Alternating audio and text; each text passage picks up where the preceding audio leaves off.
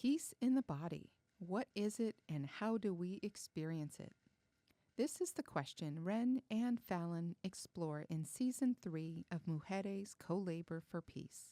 When it comes to healing and you're stuck in healing, where can we invite in that energetic peace? Bringing you expert advice in healing from a host of practices and practitioners, Wren and Fallon seek to increase complete wellness and lasting peace, one insight at a time.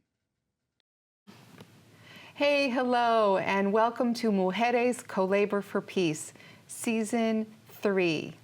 I am your host, Wren Ribeiro. And I'm your host, Fallon Stone. And we wish you complete wellness and lasting peace. Yeah. Today, in our Season 3 of Peace in the Body, we're talking about repair. Repair, what it is, why it's important. Yeah. And, we were talking before this about why repair is important is because relationships are important. Right. And we can't have deeper intimacy without conscious conflict, without repair. And so it is absolutely essential to our relationships to be able to master the art of repair. Yeah. Or at least try. Yeah. Hang in there. Trying. Hang in there. I love that phrase, conscious conflict. I really love it because conflict is inevitable. And if we are afraid of conflict, it's almost like we're afraid of each other. Mm-hmm. We're afraid, there's going to be a conflict somewhere and I've got to preserve myself and protect and wall up and, hunker down and go in my shell and have, like fists or, like there's that's like a fight, flight, or freeze or fawn, all of those different responses. But if we're like, conflict is inevitable, and as I get more conscious of it, wow, I can lean in. Yeah, absolutely. And, as you're talking about the gripping, I think for so many people, for the dominant culture, we could say, we've become an increasingly emotionally avoidant collective. Exactly. And I think there's so many reasons for that. We're moving away from intimacy and in depth in a lot of ways behind screens. Yes, and literal screens and the figurative. Yeah, it's a screen. Yep. And then also for some people, trauma can manifest as anxiety around conflict and being avoidant of conflict. And it can be so much easier because of our screens and because of this removal of depth and intimacy to have something challenging come up in a relationship, not have the bonding or training or consciousness to know how to navigate that. And so then to repress it or to end the relationship or to ghost each other. Right. To be reactive rather than responsive, to be just like, I have to get out of this. And what am I going to do? And it's an emergency. It's urgent. It's terrible. It's horrible. Like all the stories of what it feels like, rather than necessarily what it is, because it takes two to tango, right? And in any relationship, there's at least two people. And if there's one person who's really got a story that's really alarmist or really in that fear mode, doesn't necessarily mean that the other person's anywhere near that. And if we're quiet and silently suffering, that other person might be completely oblivious, and then that could be the narrative that happens. Oh, you're oblivious to me, right? That's the spiral that can happen so easily for all of us in any relationship. Yeah, and to your point, I think we all have a story, and we all have our own realities. And if we don't have the skills to be able to come together and share what that reality is, or to share what our takeaway was, or to share what touched us, I mean, relationship in essence is just a mirror. It's just a reflection of our own wounding, of our own stories, of our own deep places, within ourselves. And if we can kind of recognize that, then it doesn't get projected out or internalized, but we can kind of hold, this is my wounding, this is my history, this is my story. I think, I could even be so bold as to say it's impossible to create a completely neutral space between two people. We're not neutral. Absolutely. We have histories, we There have might be a experiences. brief moment where we're taking a collective breath or something, and like we're changing all the time. So Yeah, interpretations or needs, spoken or unspoken. that's right. So much dynamic energy, so much change happening all the time. Yeah, fully. And if we own our own stories and our experiences and our wounded places, and we take accountability and responsibility for that Right. in relationship, then it also gives the other person an opportunity to hold our story and hold our wounding and be yes. gentle and supportive with Yes, that. yes. So in this idea of conscious conflict, right, like bringing consciousness to that and understanding where we're each coming from and what our stories are, Yeah. and understanding that conflict is a pathway to deeper intimacy, Right. more connection, because now I know your story and I'm holding your wounding Yes. with gentleness, and I'm having more grace. Yes. And I think that's so valuable. Right, It's right. so needed. Yeah. So we're talking about the reasons why repair is important, and ways to kind of frame and understand that conflicts happen and what to do about it. So the theme of repair is like, oh no, it's not about. Repair is going to be hard and laborious, and it's going to take all my energy, and I don't have time for it. Like I'm too busy. I can't make time for repair.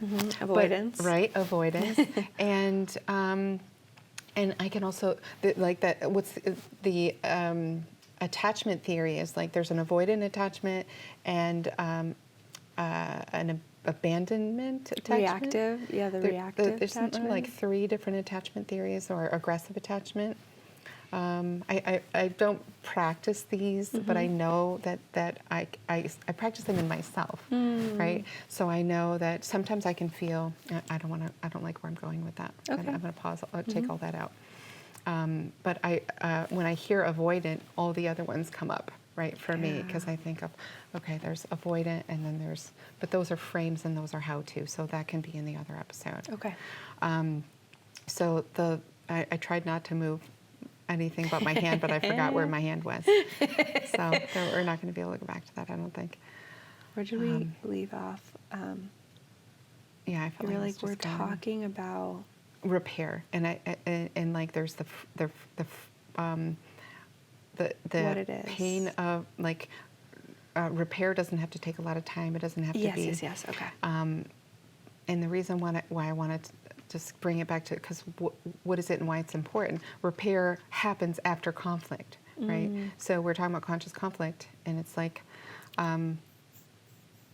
repair. So, all right, I'll pick up right here. Okay. And yes, and repair is inevitable with conscious conflict. If you're conscious about the conflict that's happening, you want to do the repair. You want to be good and easeful in your body. That's the peace in the body, right? The whole theme of this. And that in their own body, because they're seeing it reflected to them from someone who loves them and is connected to them. Yeah. So relationships are a thread throughout everything. It's so essential to peacefulness. I do think that we have relationship with others before we have relationship with ourselves, right? We learn that relationship with our mother. Yeah. We learn that relationship with those caregivers who are echoing the sounds we're making back to us, smiling at us. And that allows us to smile and giggle as early as 2-3 months of age. Yeah. Yeah. And as that continues to build, we have the strength or the skills to be like, oh, I can do it within myself.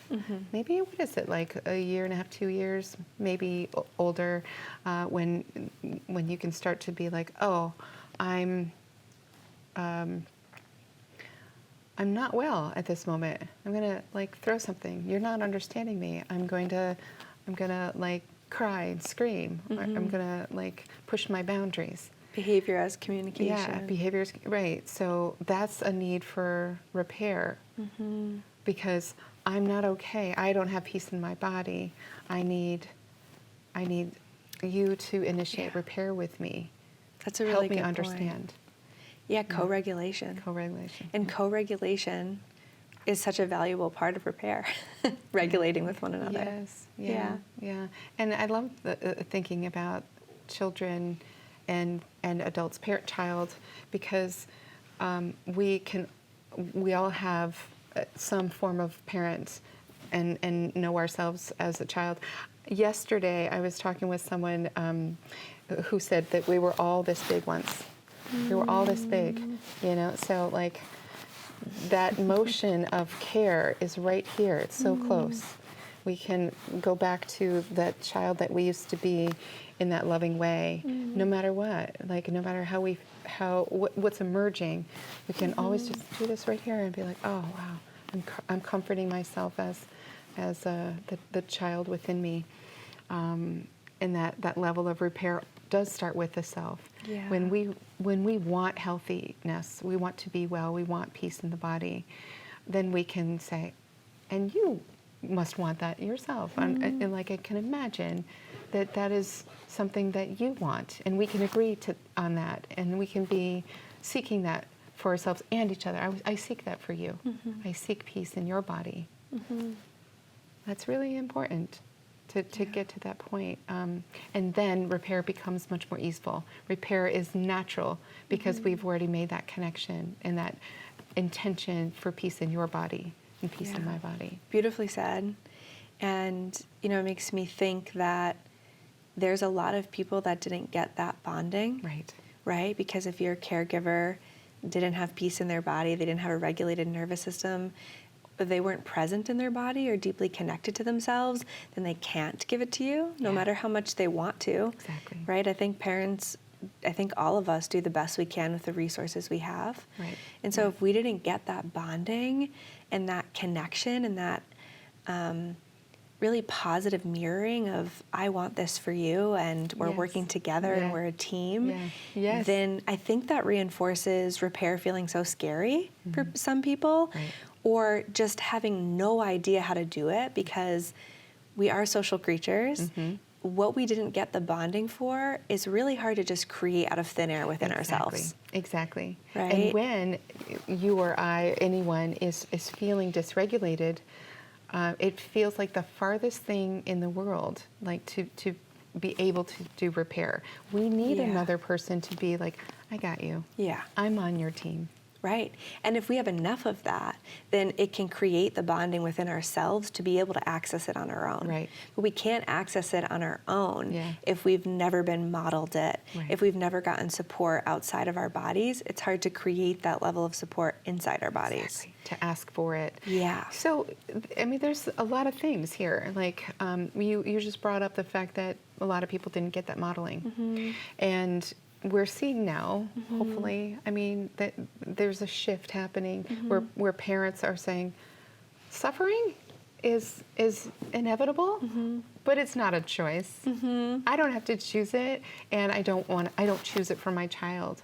I'm not going to allow the suffering to the way that it might have been allowed for me, because it's not making me stronger to be in a suffering mode.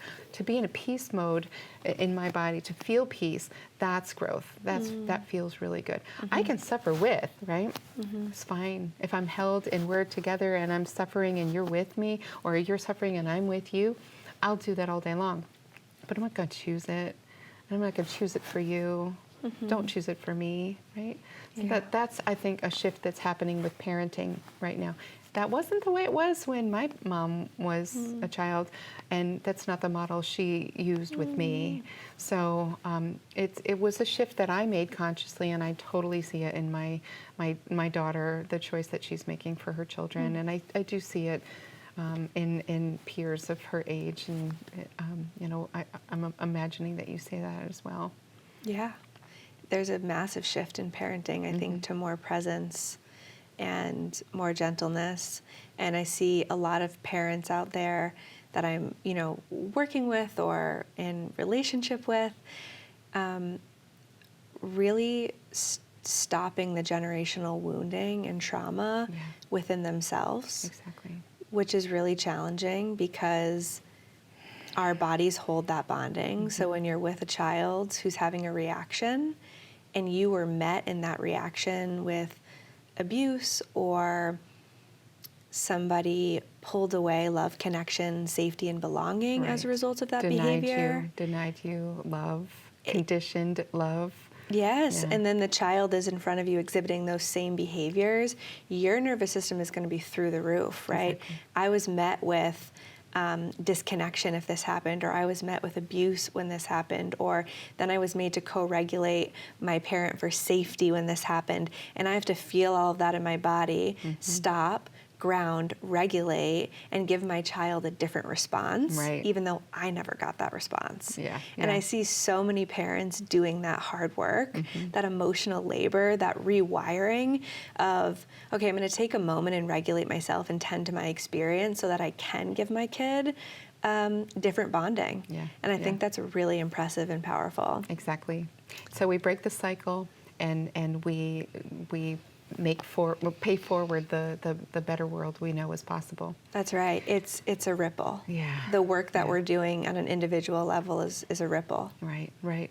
And also, when we say, we're really clear, and I am making a difference in myself. I refuse, I do not tolerate this dis-ease in my body. We're clear on what I'm going like this because I have a sense of, and I talk about the window of tolerance as being right here. And when we're coming up here and we can't breathe, we're kind of like the water's rising. We're outside of our window of tolerance. But if we're in our window of tolerance, we're kind of like we're able to feel that peace. We're accessing it. We have the capacity to be moving around with and co-regulating with another person wherever they are, but we can lose it. We can fall out of our window of tolerance pretty easily. So knowing it and practicing being in it, and saying that is beyond what I'm willing to tolerate right now, gives someone that frame. Oh, okay. Thank you for sharing that with me. That's right. So I love how you just said that. Yeah, I think we can't control how other people respond to us, or how other people, really are in relationship with us, but we can certainly control what we have a boundary to and what we're willing to tolerate. right. And it's really empowering to know that. Boundaries are good. Yeah. I mean, like, we can weaponize them like anything else. Say, oh, no, you've crossed line. You're wrong. That's my boundary, and you crossed it. And I already told you that's where my boundary is. Sure. Right? Weaponizing the therapeutic language. Right. And Yeah. that can happen for sure. Yeah, but it's not to get too into boundaries, because I think we'll probably talk about that in another episode of how to repair, which is a question a lot of people have. But boundaries are both physical and energetic. So it's not only what we're saying no to, but it's also like what we're energetically willing to take in and digest, and what we have a boundary to take in and digesting. And they're dynamic. I mean, they can be static when we're learning and we're like, okay, that's my boundary, and I've set it. Okay. But then when we're growing beyond that boundary, we're moving it, and it's fluid. we can be really like, oh, well, I'm feeling my boundary moving. So it can totally be dynamic as well. Totally. So powerful. I did this thing. So we're talking about repair. And as one would, when you're like, oh, what do you do about how do you do something? You go online, you look in a search engine, repair. What do you think comes up? Repair work. What comes to mind is like fixing something. Automotive, Stop. like pages and pages and pages of Okay. automotive. Right? Okay. So it's like fixing something, repair, but we're Physically. not. And it's not just a car. Like it's the body, the vehicle that we're in all the time. And wouldn't it be amazing if the algorithms of the internet were responsive to life, rather than you can't make any money if I just tell you how to repair your relationships online. Right. But if I tell you you have to repair your car and you have to bring it in and I can charge you a bunch of money, that's okay. So we're going to give you pages and pages of that. So it's not something you can really find easily. Yeah. So Come on, AI. yeah, Get better. maybe it'll come. Maybe it'll come. Yeah. We'll just keep programming. But it's true that that's what comes up, right? It's like the tangible. Tangible, capitalist, Right. like Right. ways you can consume repair rather than practice. And Yeah. so the practice of repair is intimate, it is ongoing, it's daily, it's the story that we tell ourselves. And it matters because it is our capacity for being present, it's our capacity for being witnessing to another person, and especially if someone else is in need of is in a conflict either with themselves or with us or with any, with you or me. I want to say that generally, and I'm really struggling with that right now. I'll just cut all of that out. But when someone is in need of a witness, if your cup is full and you're feeling really resourced, you can. How are you right now? And really hear the answer. Really create a safe container for that person to explore what it is and name it. And when they name it, then they discover what they need. Yes. And to that point, and to the point of fixing something, I want people to know that repair is not just fixing, right? Repair is listening. Yeah. Repair is creating space for the other person to feel heard and seen and witnessed. Yeah. And so much healing happens when you can come to someone and say, for whatever reason, right? Could be my own stuff, could be the mood that I was in that day. But when you said that, it really landed for me in this way. Yeah. It felt really painful. And I care enough about you. And I care enough about the potential for this relationship and the depth that's here to let you know that. It really impacted me. Yeah. And then to even just be heard in that. Right. And I think that's really valuable because, there have been times in my own personal repair journey where I bring something to a loved one. And like, that was really painful for me, or that made me feel really left out. And it can so easily be met with defensiveness because there is this internal belief that it's our job to fix, that repair is fixing. And when she asked that question, it gave me the opportunity to say, just to be heard in how that felt for me and that's valid. So she said to you, what would be helpful for you? Yeah, because at first it was like defensiveness, right? Well, this was on my plate, or I was doing this, or here's all the reasons why. Yeah, and it was eventually me saying, you don't have to fix it. That's not what I'm looking for. And then she had this really beautiful question of, what would be helpful? Like, what are you looking for? And I was able to say, I had the opportunity to say, because she asked that question and was present with me and willing to have this conversation, that I just really wanted to be heard in it and seen in it and recognized in it. Nice. And for her, I think it was kind of a light bulb moment of, oh, yeah, That's okay, it. well, I see you in it. I totally can see you in it. Yeah. And it felt really good to be seen in it. But I think that defensiveness that, can block repair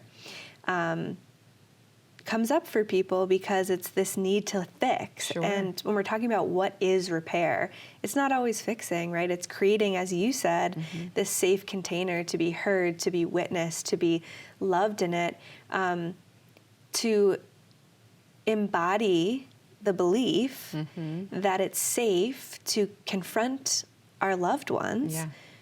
And if the thought is that I need to fix and I don't feel like I know how to fix. That's right. Oh my gosh. Of course it's going to fill me with fear. That's right. I'm going to be out of my element, and that's dysregulating me. And oh my gosh, I can't fix you.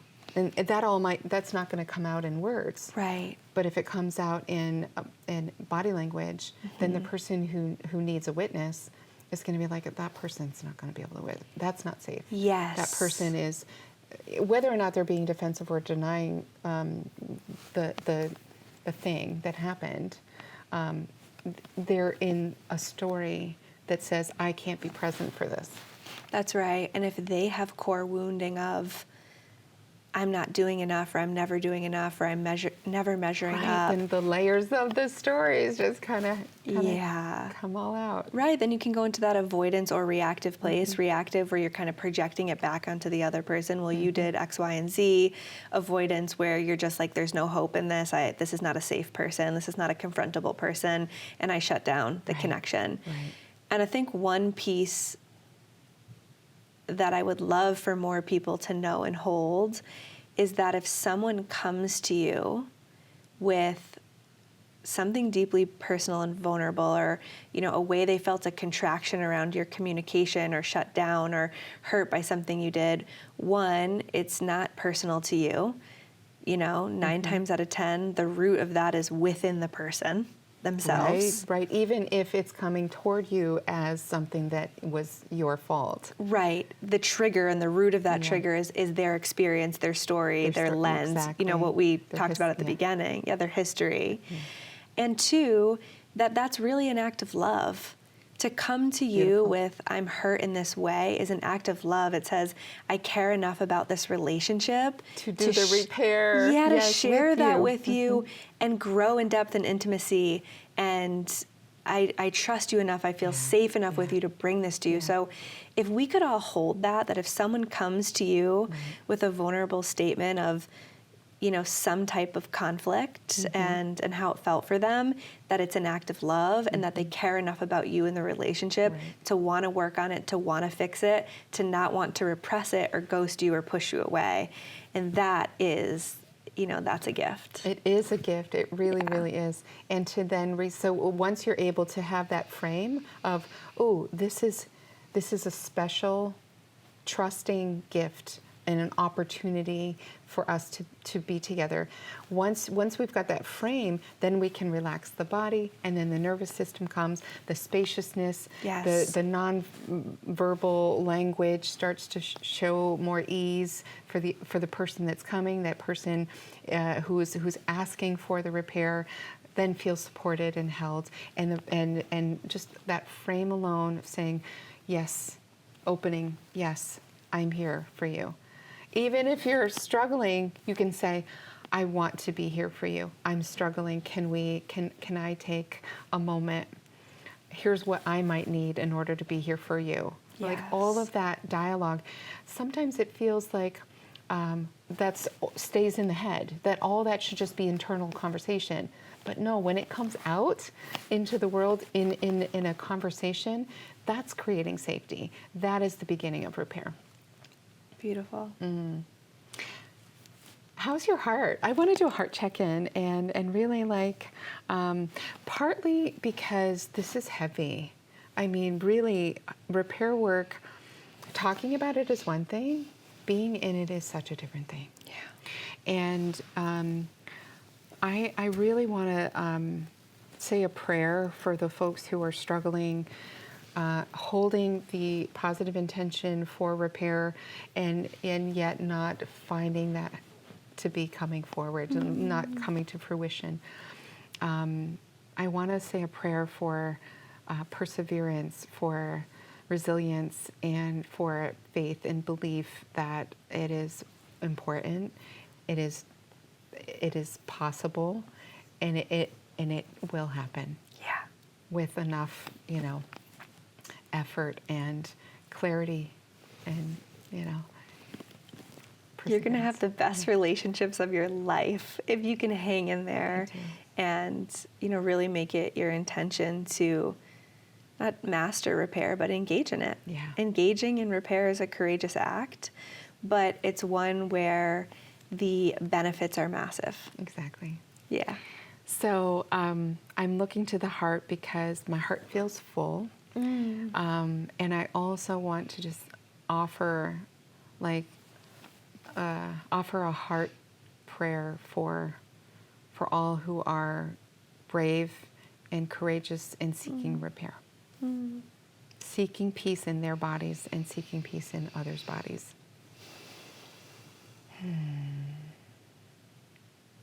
How about you? How's your heart? Yeah, my heart feels really inspired having these conversations. They feel really hopeful. And in this moment, I am feeling the potentiality for the massive ripples that can happen if each of us can, regulate our experience enough to hang in there with each other through these hard conversations and to grow as a result. And I'm just sensing into the benefits that has for the collective and for the world. Exactly. And how the work we do internally is really collective work. It's Yes. global work. When we repair the self, we repair the intimate relationships, we repair the family, we repair the community, Yeah. we repair the society. And we repair across culture, across so many differences. Yeah. And that allows us to see similarities and build those foundations. Yeah. And I always talk about it in this way, which is really maybe oversimplified, but I think valuable. Mm-hmm. If you're okay, then everyone else around you is a little bit more okay. Yeah. And then the world's a little bit more Just okay. a little bit more. Yeah. Every breath can be a Yeah. little bit more okay. Mm-hmm. Wow. Well, thanks for watching this episode 3, season 3, Peace in the Body, Mujeres Co-Labor for Peace. We'll see you next time in How to Repair. See you next time. Bye.